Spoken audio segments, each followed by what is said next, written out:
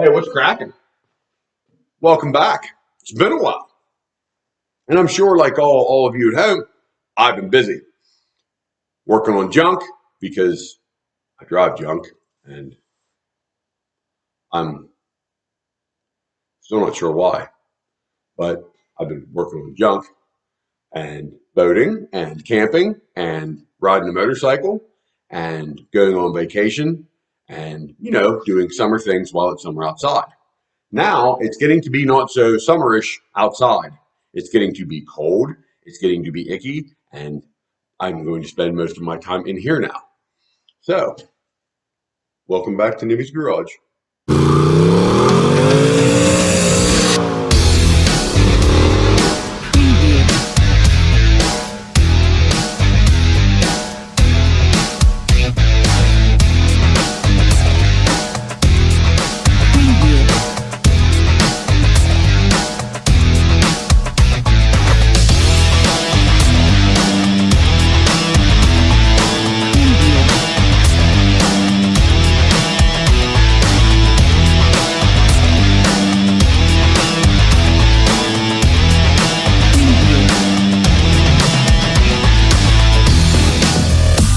Now, we all remember Randy's pickup.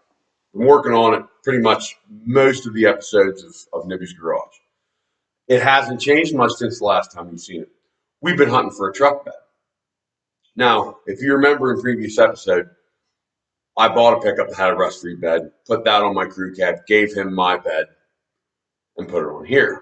Well, through, very serious deliberation and many cans of Yingling being consumed, we decided that we were just going to go to Pittsburgh and buy a rust-free bed. There's a gentleman in Pittsburgh that sells rust-free beds.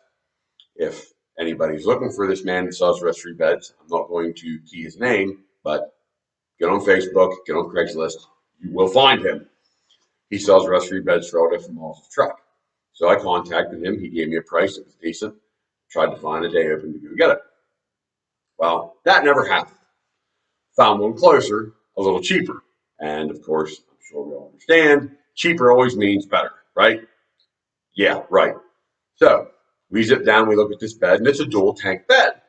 Well, if you remember, we took the dual tanks off Randy's truck. Do you not want dual tanks? I don't think a teenager needs dual tanks. We put a regular, bigger tank in it, and I think he'll be fine.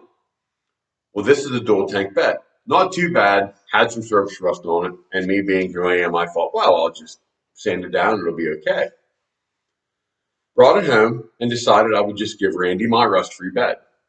Oh, easy peasy lemon squeezy. No more screwing around, no more fighting, no body work. That was what I wanted, no body work. I didn't want to have to weld, I didn't want to have to screw around. I just wanted to sit it on the truck.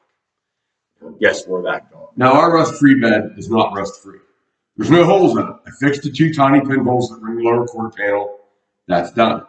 What we've got heavy scale on both sides of the bed, heavier above the body line for about 3 inches. It seemed like only where the silver paint was on the 2-tone, it was blue and silver.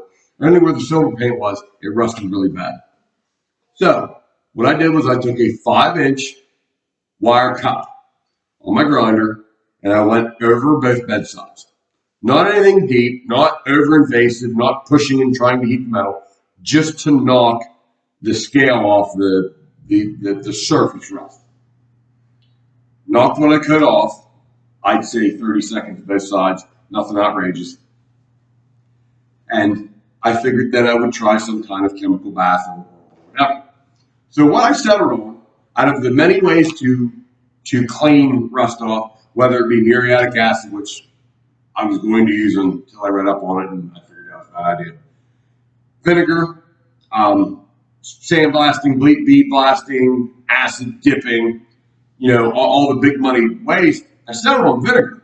Now, vinegar smells and it screws up your sinuses. It dries out your skin. I figured vinegar would be safe. We cook with it. We eat it. It's all around. It's non-invasive. It's not caustic. So I figured, vinegar would be fantastic. I used it and I was fine the first day. I had the exhaust fan on. I was out here. I put vinegar on the paintbrush.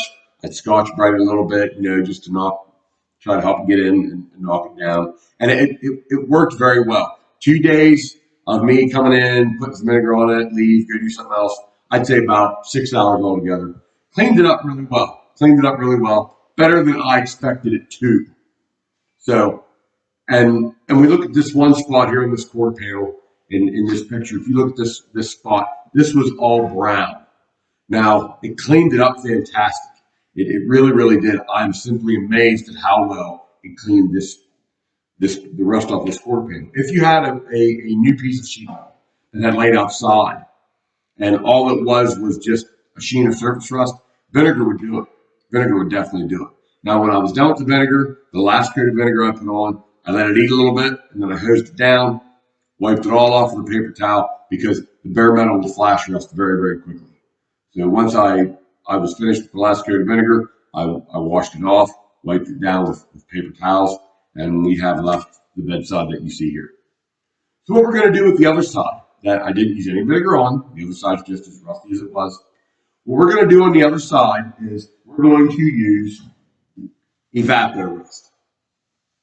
Now this stuff comes highly recommended by everybody everywhere of all ages. I looked on the old people forums, and I guess I shouldn't say old people forums. There's a few forums on the internet that seems to be older gentlemen where I got the vinegar idea from that really, really know the old secret stuff. That's where I got the muriatic acid idea that I quickly, file 13 to because it gets a little more invasive than I want to be with my wife and my kids coming in and out of here. My wife comes in here and creates your Christmas decorations. I like her to survive, so I don't want dangerous things like that out of her. So Evapo rust, apparently from what I've read, it says on the directions on the back, which awesomely peel right off. You can take the directions, which not only peel off, but they also peel open to give you all kinds of important information you'd like to know. And it's not technical, like I don't understand what you're saying. It's idiot backwards moron simple. How does it work?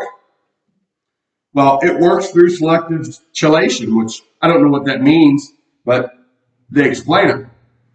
Do parts have to be completely clean? No. That's awesome because we all know we all thoroughly clean things before we work on them. Will it remove bluing and other oxides? Oh yeah, yeah, well. Can I clean brass, copper, and aluminum? No, you can't. This is for iron. What's wrong with you? You should read the bottle before you buy it. I get a back foam on some parts after using Evapo rust. Wipe it off. It says wipe it off. Can I spray it? No, you cannot spray it.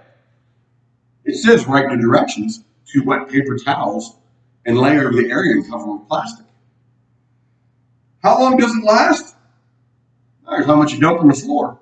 I'm not going to go through everything, but it's all on here. The instructions. Nowhere in the instructions does it say I need to have gloves or a respirator or safety glasses. Nowhere. Nowhere does it say any of that. It doesn't say it on the front. It doesn't say it on the side. It doesn't say it on the... There's nowhere. It doesn't say it anywhere. It says safe, simple, effective. Environmentally friendly and economical. I care about the first two, safe and simple. I don't have it all day. I'm not going to screw around with messy chemicals and other things. That's simple. $25 in advance. I'm sure you can buy it online. You can probably buy it other places, but that's how much it is in advance. That's a gallon. It says it'll do 300 cubic feet of steel. This bed is not 300 cubic feet. So I think I've got everything I need. I've got my pan to soak my paper towels in. These are your great value everyday strong, because this truck I'm going to drive it a lot, so I need it to be strong every day. I've got my 10 foot by 20 foot, 5 foot plastic roll of stuff. And then I've got gloves because my hands are already drier than all get out from all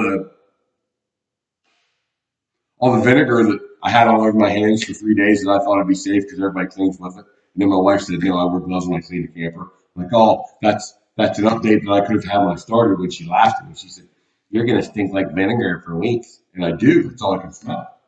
So we've got all our supplies. What I'm going to do is we're going to soak the bedside, which is the driver's side. We're going to soak the side. I didn't do anything to because I want to see how it compares to the vinegar. Now, I may have been able to soak that bedside a bit more and get it cleaner. It did come really clean with vinegar.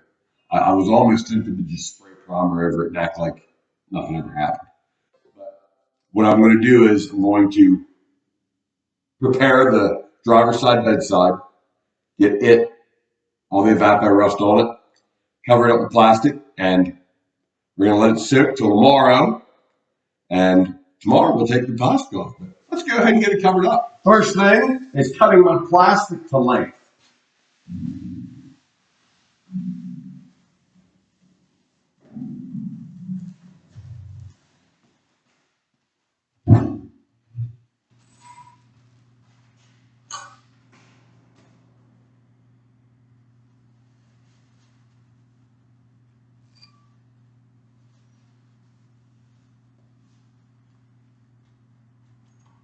Well, you know what? I'm going to go ahead and get rid of these.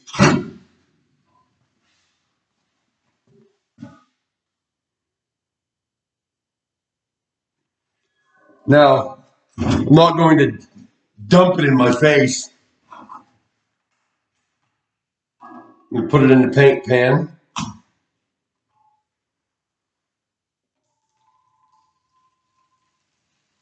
Looks like cow pee. Doesn't smell at all. No odor whatsoever.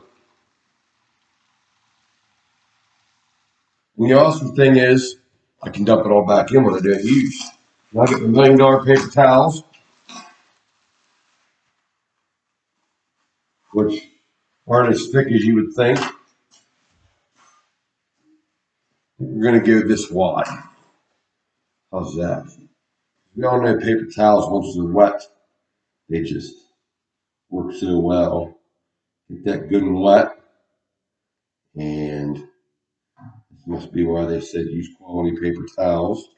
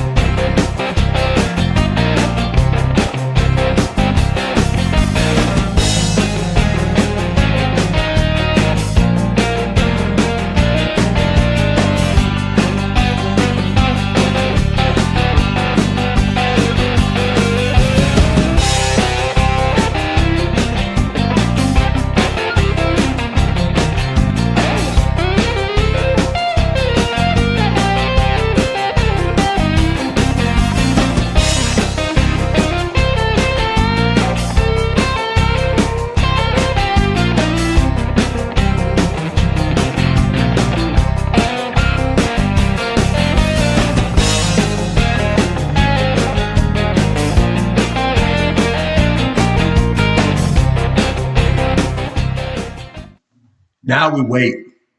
It's all covered, got plastic on it, got $1 million Harbor Freight magnets holding it on. Now we wait. 24 hours is what it said in the instructions. This magical instruction sheet. Now, when I said about it being a magical instruction sheet, as you get older, you read stuff because, like, I thought vinegar was just, cleaning stuff. Till I spent 2 days out here in the garage brushing it on this truck bedside.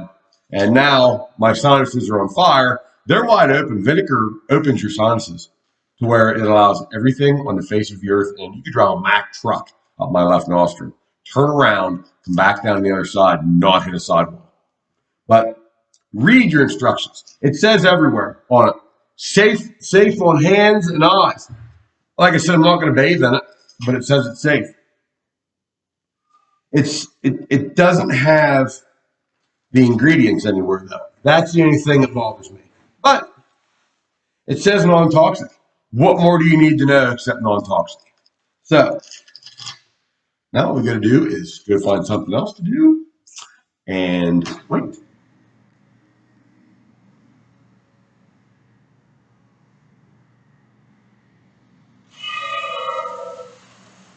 No, the Ghostbusters always win.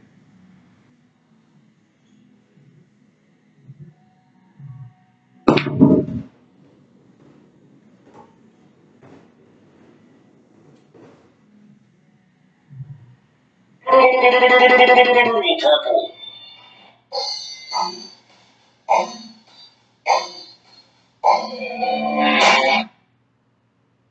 What's wrong with that guy? Purple.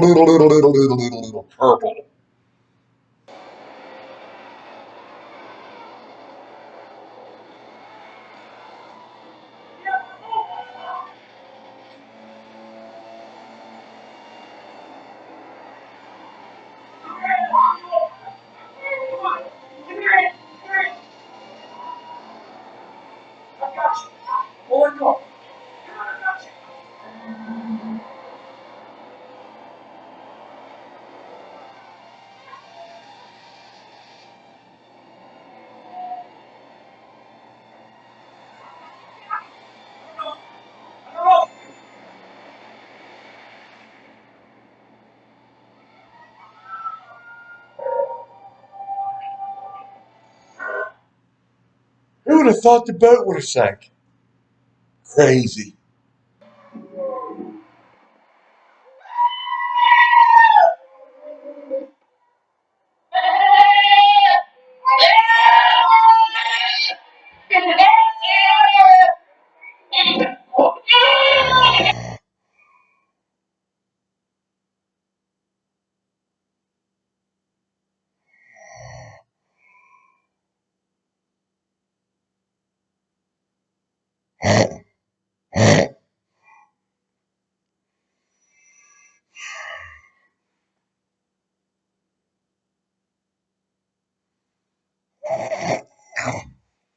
He's a bit machine.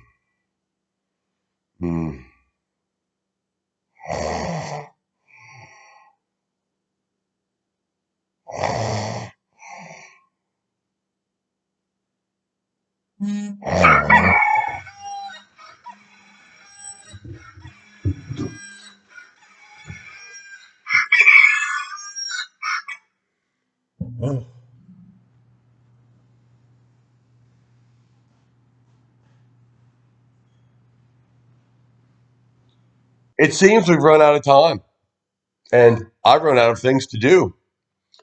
So unless I want to go aggravate my wife or, upset my children, I think I'm going to call it a day. On the next episode of Nibby's Garage, we're going to uncover our rust remover and see how it turned out, compare the sides. So until next time, everybody, stay aware, stay safe, and